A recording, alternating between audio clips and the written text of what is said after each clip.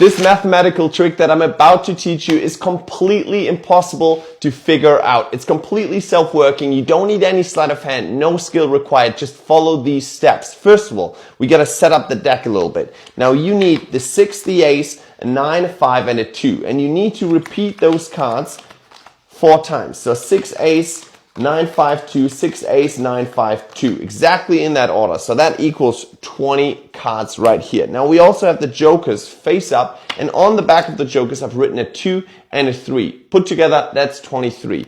Why have I done that? Because if you add up together a 6, an ace, a 9, a 5, and a 2, those values together are 23. Now, here is how you perform the trick. I spread through the cards and I tell them this is not going to be a typical card trick where I ask you to select the card. I'm going to find it and I'm going to keep spreading until I get to those jokers. And I tell them, that's weird. Actually, let me just leave them here. I'm going to do something with just a few cards. So now you have those 20 cards in your hands and you hand them to your spectator. And you tell them to deal cards one at a time face down into a pile on the table.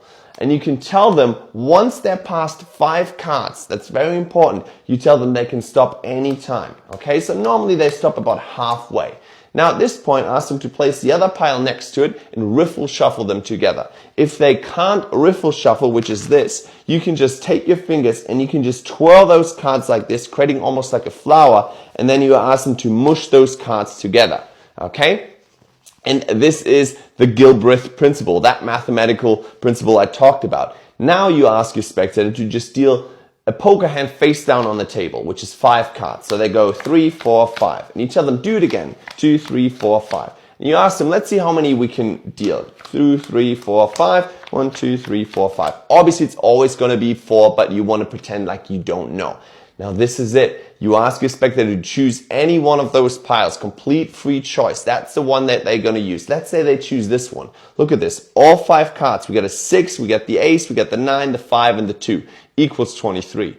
Because every packet right here is a 6, an ace, a 9, and a 5, and a 2. I don't know why, I don't know how. Leave a comment if you understand how this works, but that's the principle. They choose one of those piles. You ask them to look at the cards and add those values together. So 6 for the 5 is 11, plus 9 is 20, plus 2 is 22, plus an ace, so 1, that's 23. And you tell them that was completely random. You shuffled, you dealt, you chose a packet. That number is completely random. But look, those jokers right here, that is 23. Guys, go out there, do this trick. It will be worth it. Trust me.